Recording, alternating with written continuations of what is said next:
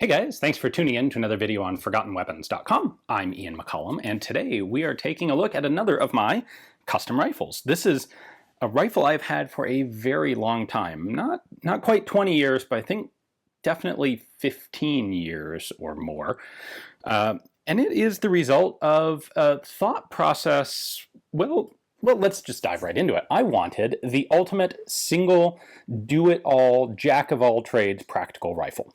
And so, many years ago, without the benefit of some of the knowledge and experience I have now, this is the end result of that sort of fevered dream of an idea. Now, the concept was a jack-of-all-trades rifle needs to be short and compact. Also needs to be reliable, good trigger, good sights, needs to be accurate. I was really interested in the scout rifle concept at that time, so I was reading up a bunch on that, and I liked the idea of having a low power optical sight. The idea that you could shoot both eyes open and have a gun that you could actually shoot faster that way by using a low powered optic where you could have both eyes open, not have to close one, keep your peripheral vision, your spatial awareness. I've never really gotten very good at actually shooting both eyes open, but I still really like this rifle to this day. So I started with the M1 Garand because as a platform, frankly, I think it has a lot of things to offer. The downside, of course, is that it is quite heavy and also quite long. So we can right off the bat work on those two shortcomings by shortening the rifle. This has an 18-inch barrel, and it was sold as a tanker M1, or a tanker Garand. There was, of course, never any such thing as a short version of the M1 issued to tank crews. By late World War II, tank crews were getting M3 grease guns. The tanker M1 moniker was simply a marketing term used to sell short-barreled rifles. Some of the original where this originally comes from was the US government surplusing essentially scrap worthless parts, or throwing them away even, and that included barrels that had excessive muzzle wear. Well, what can you do with a barrel that's got a shot out muzzle? Chop the end off. You now have a shorter barrel that has a fantastic muzzle. And so that is where essentially we get the tanker M1. Now, some of the companies that made these, or some of the shops, the individual gunsmiths that made these, actually built them from scrapped torch-cut M1 receivers that had been welded back together. Sometimes that was done well, sometimes it was done poorly. They got a very poor reputation in some circles because of that. However, there were also companies that made these guns, in this case, made these guns with unmessed with receivers. Eventually M1 Garands became available on the surplus and on the commercial market. And so this particular one was done by a company called Arlington Ordnance back in the 1980s. It's not a re-welded receiver. Some of these guns have reliability issues, the tankers. This one has run very well for me. The advice that I got way back in the day when I was looking for this was to take the stock off, take the spring out, and then see if the op rod would slide back and forth on its own within like 30 degrees of angle of the gun. The idea being, if the op rod was badly bent, incorrectly bent, and had a lot of drag and friction that would cause it to malfunction, it wouldn't slide back and forth under its own weight. Well, this one passed that test, and frankly, I've been shooting it for years with almost no problems whatsoever.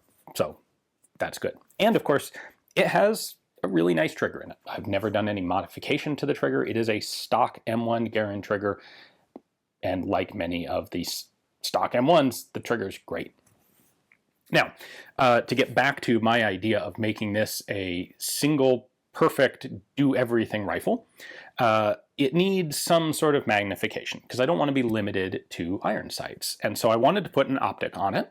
Today, there are some mounts that can replace the rear sight assembly of an M1 that you can put a little red dot on, which are pretty cool, but that wasn't available at the time. There was, of course, always the concept of putting on a scope the same way that the M1C or M1D snipers did, but those are terrible scope setups, and I did not want any of those. And as I said, I'd been into the scout rifle concept, and the idea of forward mounting a low power, long eye relief optic out here seemed to be exactly the perfect thing. So there was basically there were two options for scope mounts on the M1. One was Ultimac, and one was a company called Omega Ranges. And for reasons that I can't actually clearly remember, I went with Omega Ranges. It may have been cheaper at the time, I'm not sure. But the mount that I got has worked wonderfully for me. So I've got an Omega Ranges mount on there. And then I got a set of rings, very low mount rings, and mounted a Burris 2 to 7 power pistol scope as low as I could conceivably get it, which I think is in fact a really important element in a scout style scope like this. So I then put on a muzzle brake from Smith Enterprises, which is a cool item that unfortunately they no longer produce. And oh yeah, that's some stick-on Velcro. Let me show you what that's for. It can't be an all-purpose rifle if you can't shoot it at night, right? And you can't shoot it at night if you can't see what you're shooting at, and therefore every rifle ought to have a way to mount a weapon light. Well, this Omega Ranges mount here actually has some threaded holes where you can get a little piece of Picatinny rail and screw it on there and have a mounted, place to mount a light. But at the time I was poor and I didn't want to throw out the money for something like that. And I figured I can do this a lot cheaper. I can get a scrapped bayonet, cut the blade off with about 12 Dremel tool wheels, because, man, it turns out that's really tough steel there. And then I can hose clamp, use some black duct tape to pad and get some traction on the body of that flashlight, and then hose clamp a flashlight to my bayonet handle. We'll give it a little pressure pad to use, and would you believe it, it still works. Then this allows me to mount my light, presto changeo like that, whoop, right onto the muzzle. How awesome is that? So I think I used this once. I actually took this rifle to a 4-day class at Front Sight, of all places. That kind of dates me, which at my skill level at that time was actually an enjoyable and valuable experience. And I did learn some good stuff there. Probably not the training I would recommend to anybody today, but it was fun. And frankly, one of our range instructors in that class was a genuine old fart vet from the Vietnam War, but he had actually used M1s in training. And so he was able to help me specifically with some of the handling of an M1 in a class that was heavily dominated by ARs and AKs. Anyway, let's take this off. This thing weighs about 1,000 pounds relative to what a weapon light ought to weigh. That bayonet handle is just stupidly heavy. Now, I mentioned this muzzle brake. I like this thing. This is made by, or was made by, Smith Enterprises, and it actually replaces the original nut that goes on the front of an M1 to hold the whole gas system together. Now, Smith makes a brake like this still for M14s, but a long time ago they stopped making the one with the integral setup for mounting on an M1. There are some other options for muzzle devices for an M1, but they're a bit limited, and they're basically the reproduction sniper flash hiders. And I thought that a muzzle brake like this that would help specifically counteract muzzle climb would be the best option, and I haven't regretted that choice. All of the finish has been worn off the stock right here, and that's actually from that 4-day training class that I took this thing to, because I was slinging it muzzle down over my shoulder the whole time, over my right shoulder, and I was wearing a surplus GI M1 cartridge belt, and this rifle was rubbing on the belt right there for 4 days straight, and all the finish came off. This scope is intended for use on pistols, and for those of you who aren't aware, the idea of a pistol scope or a long eye relief or an intermediate eye relief scope is it's intended to be used with the shooter's eye a substantial distance back from the lens. So you put your face back here where it would be normal, and that actually gives you the correct geometry to see your target through this scope. These were initially developed for pistols, where you want to hold the thing out at arm's length and still be able to use your optic. So this is a Burris one. Honestly, I'm not sure if they still make them. They probably do. But it is variable from 2 power up to 7. Frankly, 2 power is really good as a substitute for iron sights. Gives you just a little magnification, and it means you've got a single plane of focus with a reticle. 7 power actually gives you pretty darn nice magnification and allows you to use the rifle as an observational tool to look for or at targets, as well as an actual shooting tool. The reticle on this is Burris ballistic plex reticle, which has a couple of holdovers. If I remember correctly, they're like 3, 4, 5, and 600 yards for the 308 cartridge. So it is actually set up for the proper cartridge, although, to be honest, I've never taken this thing out to a substantial enough range to actually test those holdovers. I've always used it within 200 or 300 yards. A quick look at the receiver here indicates that this was a Springfield Armory receiver. This is U.S. military World War II production. The barrel was replaced by Arlington Ordnance when they built the gun, and it is a 7.62 NATO barrel. So this is a 7.62 conversion, which I just realized I hadn't mentioned before. If we take a look at the magazine here, you can see that there is a spacer in the front that will prevent you from loading 30-06. Not that that's a huge safety issue. If you did accidentally, if you didn't have that and did load a clip of 30-06, it simply wouldn't chamber and the bolt wouldn't close and it couldn't be fired.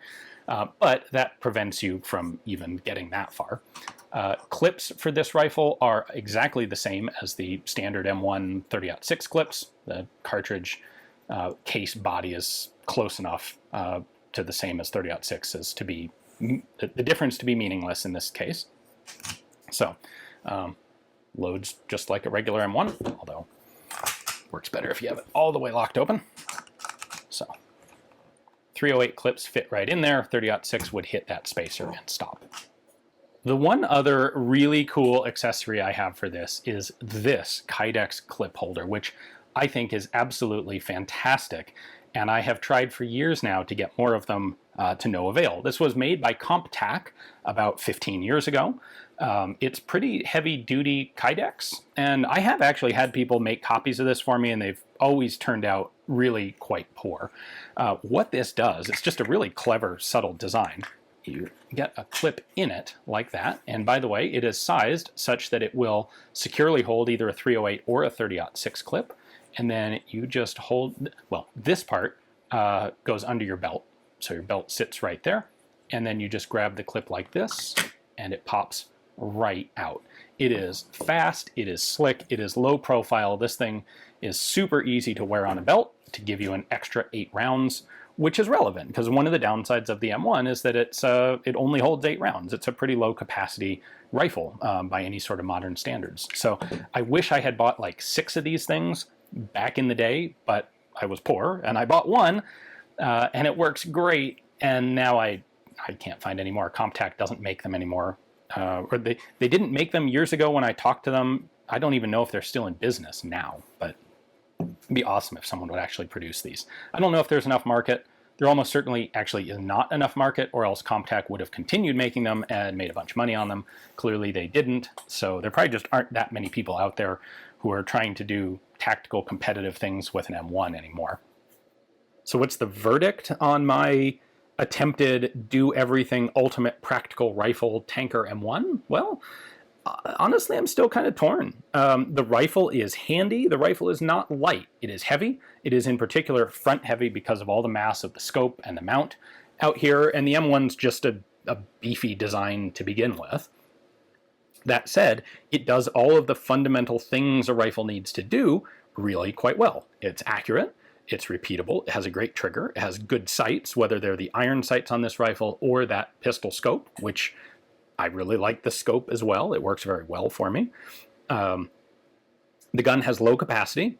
The gun is perhaps overpowered, although it would make a fine, very suitable North American hunting rifle. 7.62 NATO is plenty powerful enough to do that, but the ammunition's heavy. You're not going to carry a lot of ammo. So in perhaps a hunting civilian context, not a terrible trade-off. You're carrying a lot more weight than you would be for an equivalent bolt-action rifle. But if you are in some sort of situation where you need the semi-auto capability, well, this gives it to you, and it can be reloaded fairly quickly. So let's drag this thing down on the range. It's actually been a while since I was shooting this, and I'd kind of like to try it out again. All right, it is stinky hot and sweaty out here today, but I have my M1. Now, as I said, this is a very early gun of mine. Not quite one of my first, but pretty darn early. And when I was interested in this, I was getting into a lot of practical rifle, a lot of stuff that would be associated with scout rifles today, which maybe is evident from the forward-mounted optic. But part of that is also I liked the idea of the M1. I liked the idea of it being a compact rifle without a lot of stuff hanging out various places. And there's no good way to mount an optic on it except for forward-mounted. So today, probably would be better off having a red dot out there, but I have a 2-7 Burris pistol scope. And you may be looking at this and going, haha, you idiot, you have twisted your sling. I have not. Well, I have, but deliberately, because carried from this over-the-shoulder position, you put your hand right here, the rifle comes up, and you're already in a hasty sling, which you then have to dismount to open up the scope covers. But, boom. So, then I also, because I'm left-handed, have to get rid of the sling in order to actually load the thing. Note that I've got my super awesome Comp-Tac single clip holder there.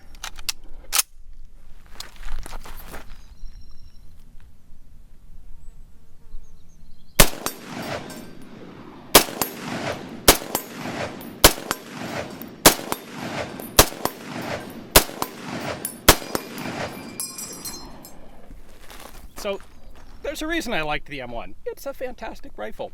It's not the most modern rifle, but dang, it's fun to shoot. So this guy just whoop, whoop, and a nice fast reload. I suspect, although I have never actually tried it on the clock, that I could, if I gave myself a week or two to get back in practice, I could run this faster than an M14. I think I could keep up a higher rate of fire with those N-block clips than I could with M14 magazines. Because M14 mags are kind of wiggly and annoying to get just in the right place.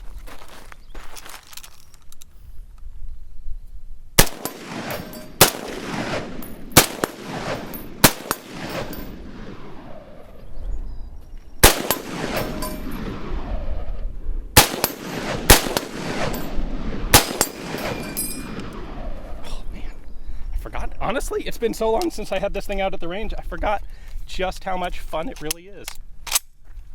Whew, all right. And I've been sitting at this just at 2 power on the scope, just enough to get a big wide field of view.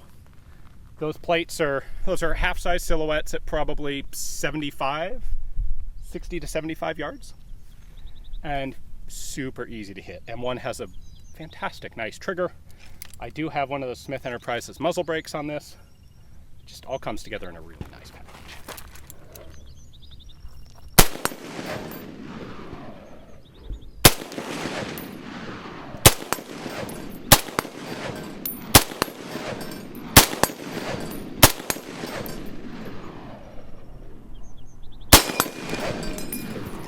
All right, guys. Woo! This thing's gonna have to come out to the range with me more.